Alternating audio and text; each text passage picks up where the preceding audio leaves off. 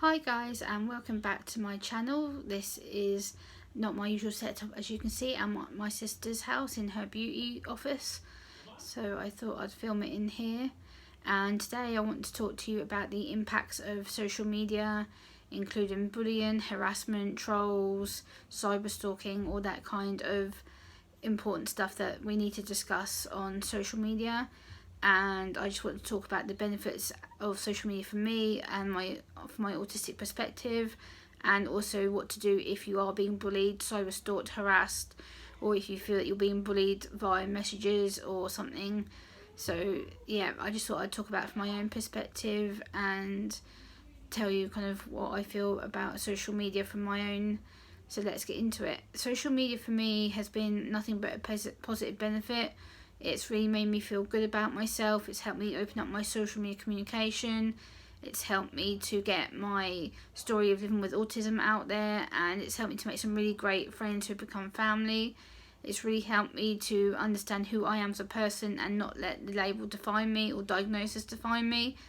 It's also helped me to understand that the world still doesn't really understand disability, including things like autism or any invisible mental health disability. It's still a grey area of lack of understanding. There's still prejudgments around autism and what it is or what causes autism. And yeah, social media can be a really cruel place for that, because they really do make really awful judgmental remarks about it. They tend to say things like, oh well, if you're autistic and you're retarded, and all them kind of negative things, should you be on social media? And I think that's a horrendous comment or horrendous things to say. They'll say things like, oh, if you're autistic, should you be online? Should you be able to tell your story? Yes, I should be able to. I should be able to have my voice out there. I should be able to educate the world and help change it for a positive situation. I should be out here talking about my story, living with autism as an adult who was diagnosed in her mid-20s.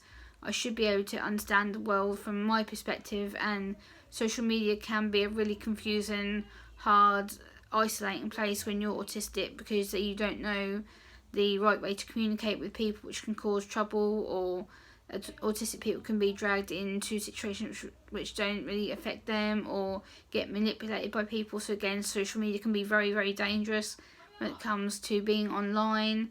They become overwhelmed with the amount of sensory processing behind social media, and it can also be the fact that social media is an addictive thing. It becomes very, very controlling. It can take over you. It can be something that you become quite obsessed with. I have. I've kind of started backing down from the amount of time I do social media now, but I'm trying to help people and educate people. The dangers of social media are so very real. Like, you can get trolled, you can get harassed. I've had people call me names and do some really nasty things to me, but at the same time, it makes me stronger who I am now. Social media is a good thing for me though, because it's helped me to have friends who have become family. It's helped me get my story, my diagnosis out there. It's really helped me to understand who I am, that I'm not alone. There is other autistic YouTubers out there. There is all the other autistic people living with autism, whether you're a child, an adult, and there is the right support there for you if you access it. And the problem is with social media, when you're being trolled or harassed or bullied or cyber stalked, sometimes it becomes so overwhelming you don't know what to say or what to do with it.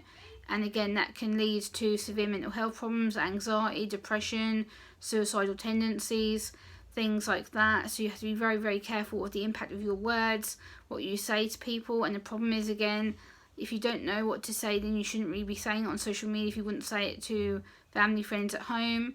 And yeah, it's just the impact of bullying really can damage you as a person, not just your online persona, but your real persona. It can really damage your relationships with friends, family, school, college, work. It can really affect how you interact with the world socially, not just online but physically as well. And the dangers of mental health, such as anxiety, lack of eating, lack of sleeping as well. So yeah, the dangers are very real. The dangers can cause a lot of people to come off social media altogether and give up their passion, which is absolutely awful and sad and so not needed anymore. Like, you shouldn't be doing that to people. Social media is a freedom of speech platform, and you should be able to say, in certain restrictions, I guess, what you want to say on social media and tell your story and help people to understand. and for me, like I say, it's a positive thing because I've done so many speaking opportunities that I wouldn't have been able to get my hands on without social media.